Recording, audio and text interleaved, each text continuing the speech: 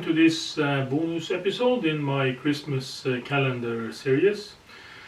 It's now a little more than a week since the last episode was published on YouTube, and this is just going to be a cavalcade with a listing of all the machines and what we need to do with them. And there is also one bonus system to be presented in this video, and we talk somewhat about the machines and what we have learned while we have been looking through them. So this episode I've been calling New Year's resolutions because I think I have to make some commitment to maybe finish some of these systems. At least I have to do some damage control on some of them. But first we start with a short walkthrough of the systems we actually have presented in this series. And the first systems we presented was the 5160 IBM XTs. And I was thinking of doing the 5150, but as I have lent out my two 5150s, that was not possible. And the series come out to a bad start with this because both the 5160s that was presented there was dead. And they did not post any post messengers on the screen. And although the concept of post codes on the ISA-bus was not a concept back in the XT days, it actually was introduced with the D80. Maybe some clones had it before, I'm not sure, but at least IBM didn't have it until the D80. But these systems, they powered up, but they was not booting and not showing anything on screen. So that was not a good day for IBM. The follow-up to this was one of my favorite manufacturers back in the day. It was a Toshiba, and this was a plasma model from Toshiba, the 3100. And although the system smelled very strongly of this old electronic smell, that is a smell of electrolytes that's been leaking out from batteries and from parts of the system. And also I think this smell is from the plasma screen on these machines. So I don't think those plasma screens will last forever, but this machine does of course have some issues with maybe battery, maybe capacitors, and maybe the plasma screen itself, because I need to take these systems apart and see if there is anything I need to do to preserve them. And it's exactly the same with the T1200 that was presented in episode 3. We saw the same. This machine was working, but it did present some problems with the plasma, some flickering and so on. But otherwise it has the same diagnosis as the T2100 that was presented in day 2. And then we started with a computer that was sold in Norway under the Brick brand. That was a brand that was launched by the Norwegian company Datavarehuset back in the day. And these machines we did not get to test because the power supply on this was kind of special, and I didn't want to do any damage in this short introduction. So this machine definitely has to be tested during this year. I just have to take it a bit more apart to map out the couplings of the power supply if I can't find that online or in some other means. As this machine was sold under a lot of brands, it's possible to find maybe some other information about someone that has jury rigged a power supply for this. And then we took another Toshiba, and this was the classic T1100 Plus. And these machines from the start seems to be in perfectly working order. It posted, but it refused to read from disk. And we actually did a lot of work on this computer because I completely took apart the system to reveal the electronics and mechanics in the floppy drive. But the floppy drive was only moving a slight bit, so it's most probably fault with the electronics on the drive, maybe a capacitor or maybe something else that makes the drive go in a fault situation and don't fully extend the actuator. And then it was another Norwegian hero, and this time also from Datavarehuset, and this was the lesser sibling of the brick we saw in episode 4. This machine was actually fully working. It booted from the internal hard drive, and it seems totally okay. We do need to go into it and replace the CMOS battery though, and check that it's not in a way that has caused some leak. But this is a minor issue with this machine, so we do have to take it apart and just check that issue.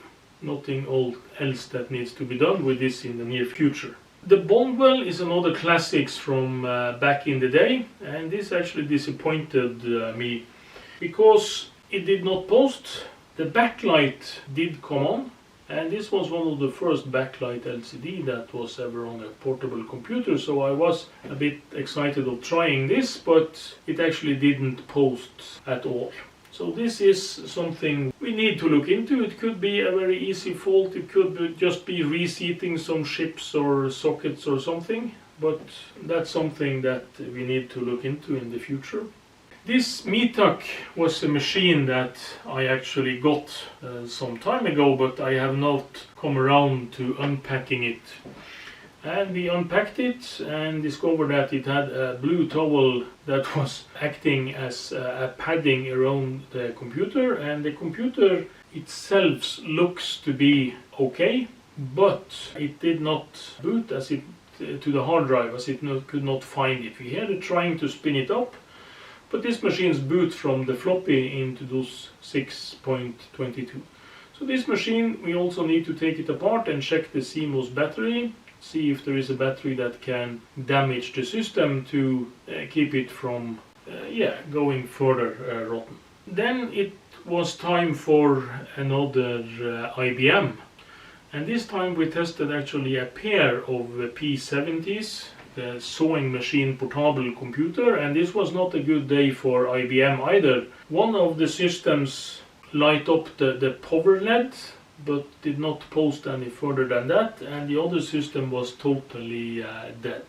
So this is something we need to investigate further, but it's probably not so easy fault on the machine that's totally dead. It's probably a lot of capacitors and stuff that needs to be fixed. On the other one that doesn't post, maybe it's just an easy fix. But it can be battery damage, we can't rule that out. I have not looked into what kind of battery it was on these systems. And then it comes to another special machine, a beauty from back in the day, and it was Amstrad's first attempt for a portable PC. And it shares a lot of the inwards from the original Amstrad PC. But this is actually in a portable form, and even though it has quite a terrible screen, it's a super twist with no backlight and no reflective background. The PC works okay, both the drives, and it appears to be in totally working order. It's some cracked plastic, but otherwise it's a very nice machine in a very good condition. And then it was time for another Toshiba, and this was my biggest disappointment from the Toshibas. This is a special machine that it actually has the operating system DOS built into ROM, so this should be a really fast booter. But this machine also has an internal hard drive, and we didn't have any luck at all of getting this machine to post.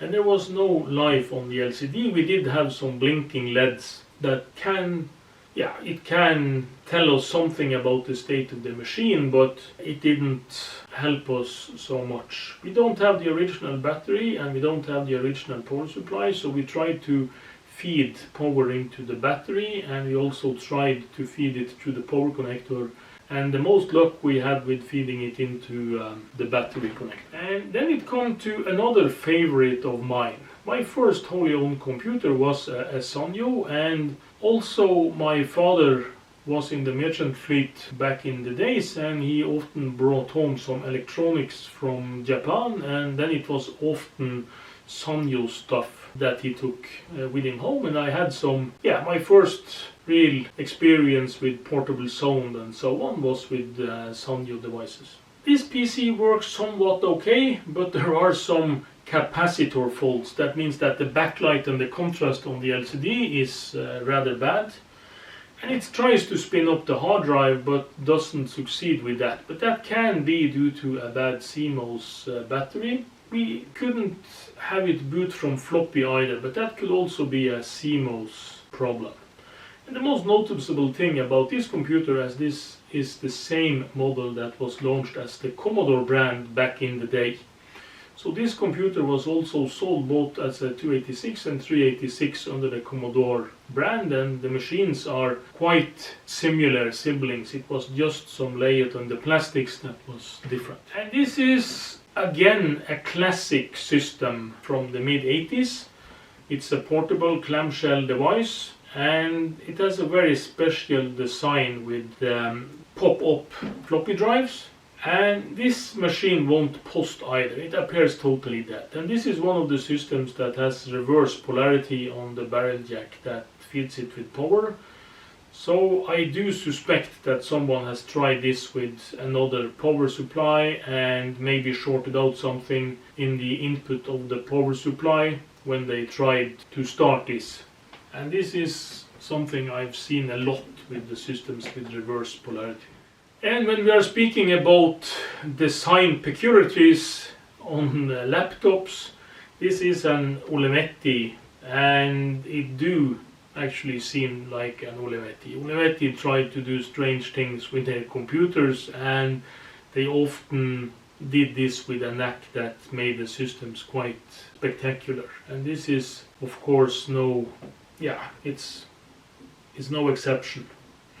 And we did a lot of work to fix this computer because there was some bad soldering on the power input, and this had a dual power input, one for charging and one for supplying the system. This was later removed on the Plus model that come right after this.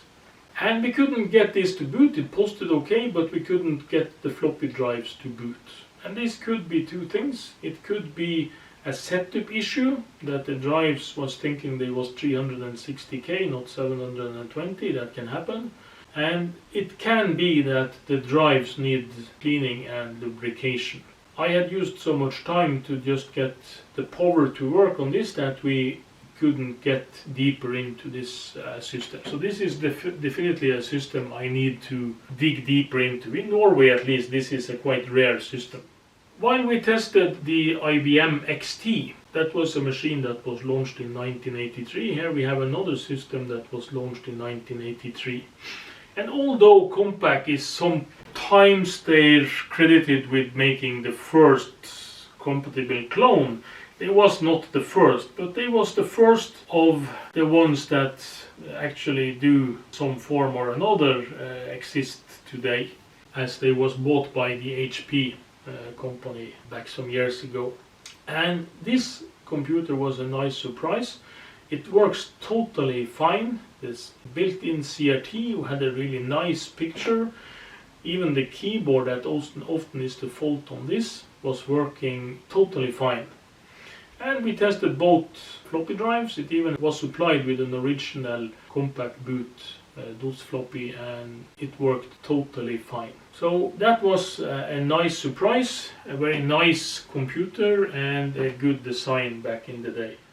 And then it was time to look to Japan again, and this is an Acer computer, and this is the Acer 1100 LX that was meant to be a clone or substitute for the Compaq 286 SLT range that was semi-portable computers that come with a good docking that could make them desktop replaceables. This machine seems to work okay, the display and everything is fine, but it needs a new CMOS battery.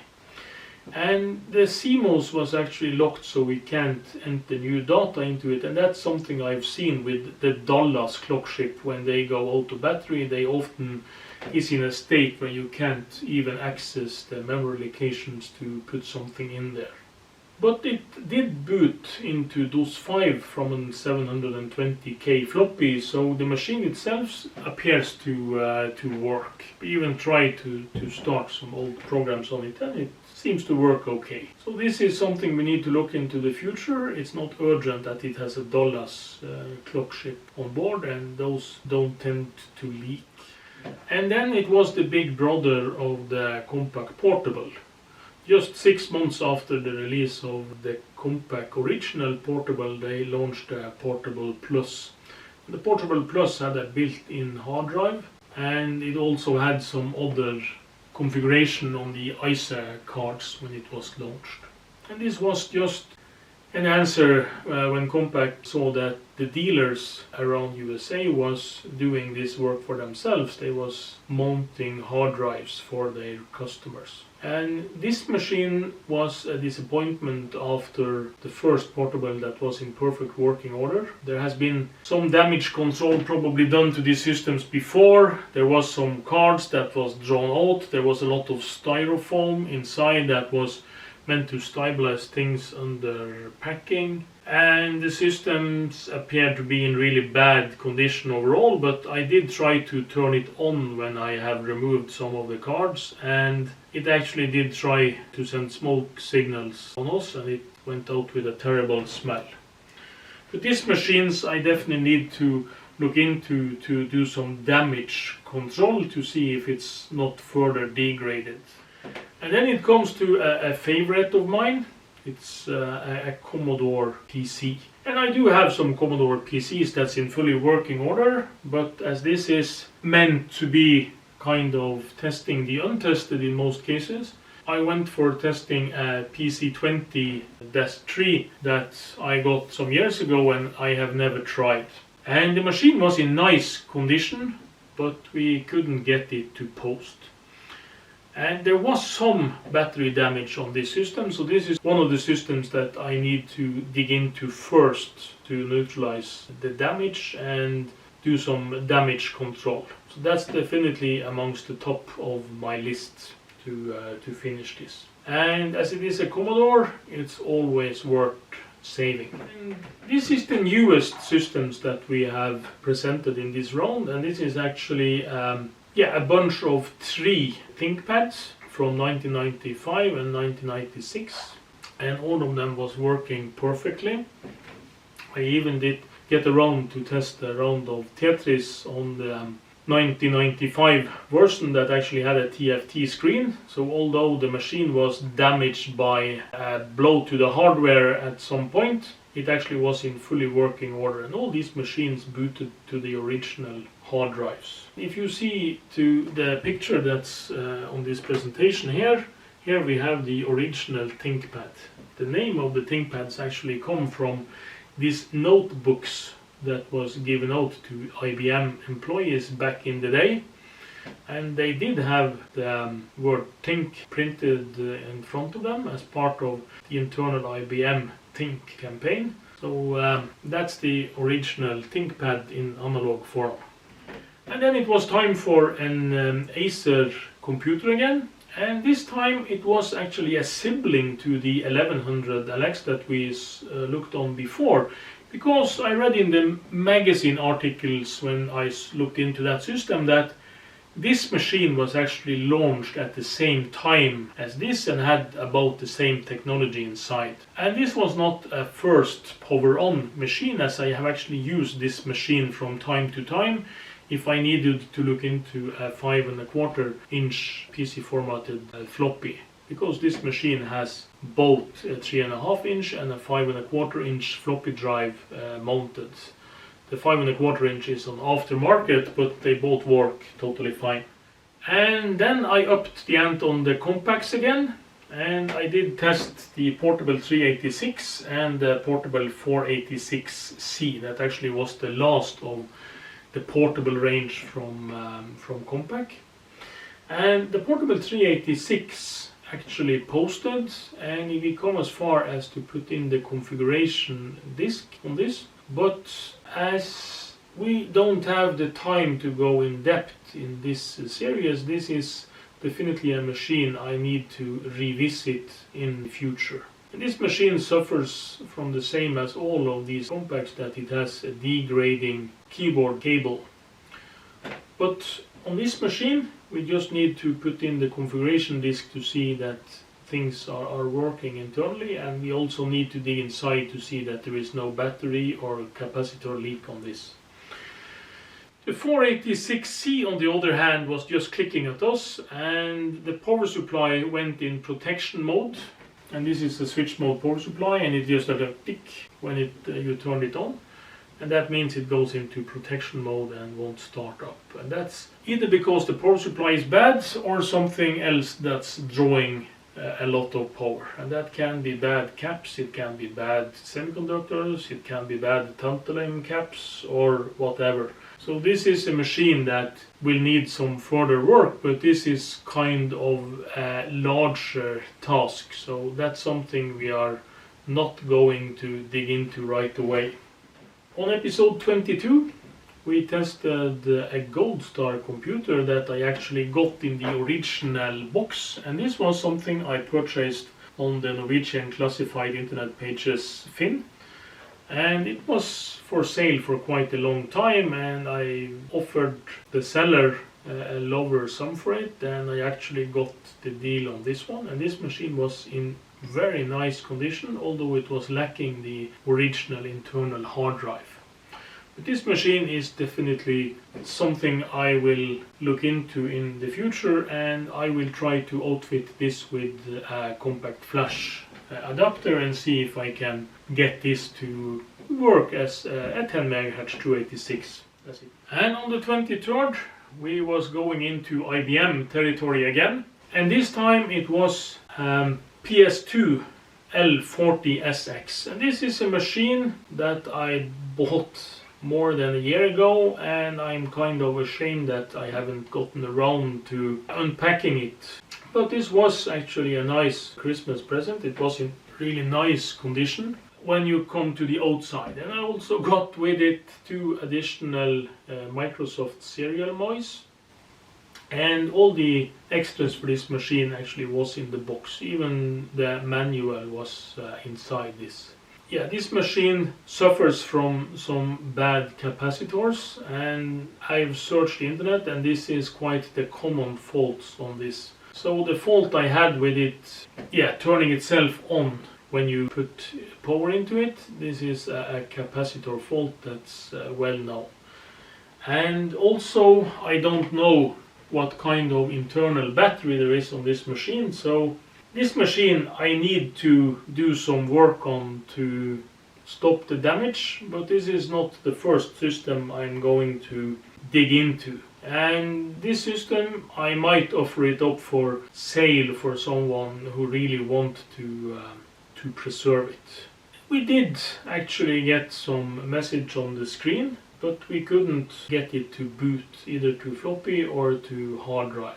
Might be battery, might be bad floppy drive, but I do think it's mostly capacitors. That also is the bane of many of the floppy drives on the other machines in the PS2 range from IBM. And on Christmas Eve we had the IBM AT, the 5170.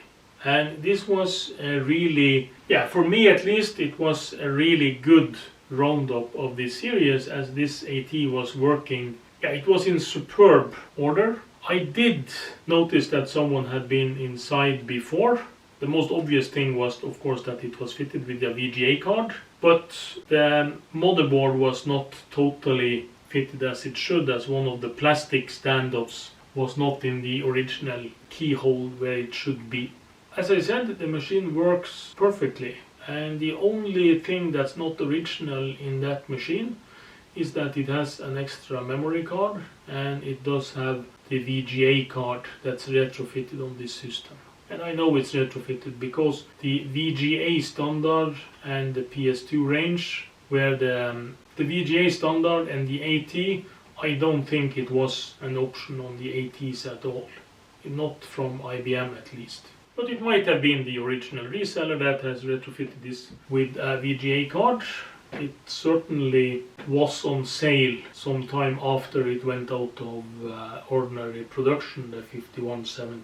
So that's it for the systems we have presented so far in this Christmas calendar series. I do think a lot of these systems represent a big part of the PC history, at least from a Norwegian perspective. And in Norway, the first PCs from IBM was not launched until 1983.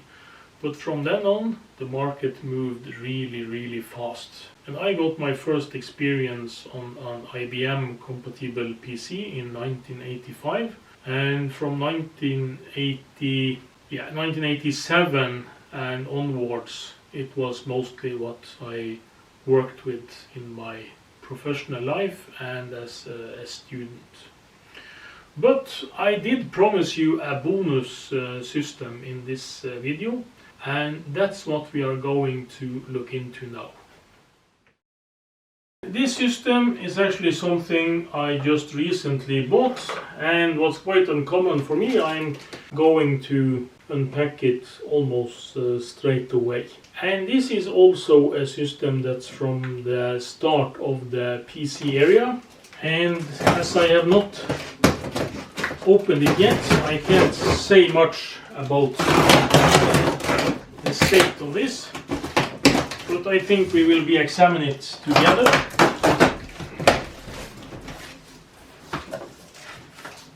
At least they have packed thing really good. This is a bit of sponge materials. And I do probably need to cut out some of the box, otherwise I might have to flip it. But I do think the wisest thing I will do is I can just take out the keyboard. And as you can see, the keyboard is missing two keys, so it's not in mint condition, that we can say for sure. They've been so kind as to put in the original power cable. It's a normal ISC power.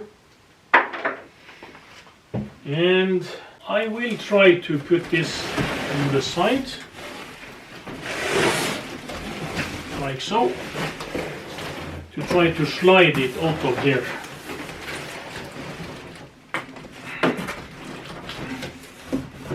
This is quite a heavy box, and so it's quite a heavy box, and it's good stuffed with these pieces inside.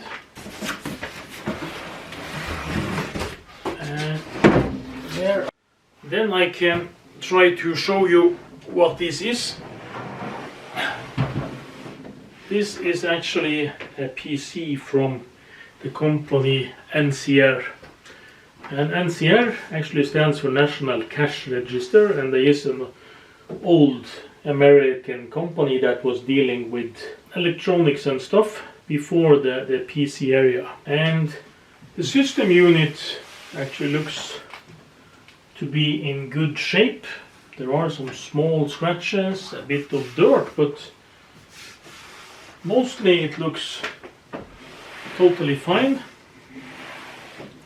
Also on the back, it does have these special systems with this card system. This is 64K of memory, upgradable to 256K, 192 kilobyte extra. So this is very special. And otherwise than that, we can see that this is a 220 volt machine. It draws 3 amps, and the model is 1202-6511. This is the label on the back, and this is one side, as you can see, really good condition. There might have been some transport things, because this was a bit out of order. The front with the 2 floppy drives, you have the CRT. It's mounted good in place here. I'm just checking for transport damage. You have the 2 floppy drives that's marked A and B. You have a intensity switch for the CRT, and you do have a speaker switch and a nice orange on-off button and the power LED.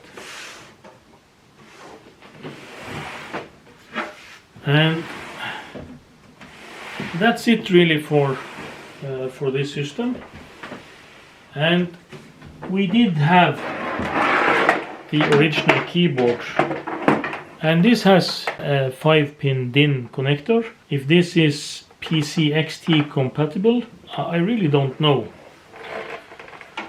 But the keyboard is a bit special. You do have a control switch, and you do have some other special switch that's not common on the IBM XT. You have functional keys all to F20. That's something, and you also have some other keys here, like a clear for the numeric keyboard and so on. But as we have done previous in this series, we have tried to take the systems and we have tried to turn them on, and that's what I am thinking we are doing this time too. So I'm just going to make sure that the switch is off and that I have power that's plugged in. Let's plug it in here. Nothing happening so far. I will just try to turn this on. There is a fan starting. I can't see anything on the screen so far. I actually can't feel any high voltage on the screen. But that could be, some of these systems are made so that if it can't get a signal, it won't start the high frequency stuff. So the machine, at least we can say that it's not in fully working order. But the power supply probably works okay, but that it needs some internal work. Yes, sorry that this did not work, but I was not expecting much, because I do think that the seller said that this was in non-working condition. But even though I bought this, and I think I got it cheap, actually I paid almost as much to get it shipped as I did pay for the system itself. And I do think that this is an important part of PC history, even though this is one of the earlier clones that we can say is 100% IBM compatible. It should be at least one of the earlier clones that's able to run some versions of MS-DOS. And that often was the deal in the start. A lot of the earlier systems had special revisions of MS-DOS to jump around some of the compatibility issues they had in the BIOS and in the hardware parts that they had internally. And this was because some of the system was just easy remakes of earlier systems that was running other operating systems as CPM. But that's it for this episode. Happy New Year to everyone, and I will get back to you with some new videos during January.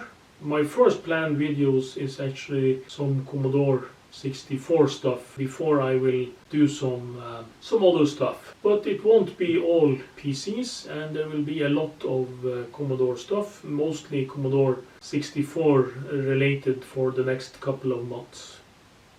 So, thanks for watching. Hope to see you again on my channel.